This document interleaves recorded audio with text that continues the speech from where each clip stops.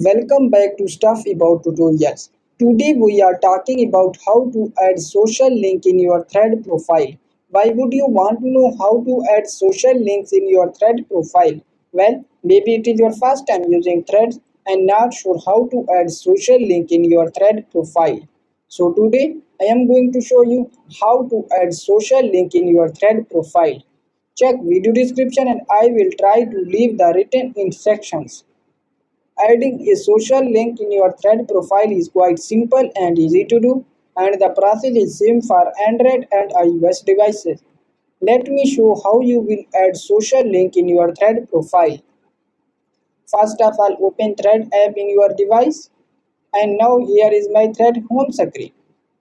And then click on your profile icon in the right bottom corner, and now in this screen click on Added Profile, and then click on Link. Now first add your social link.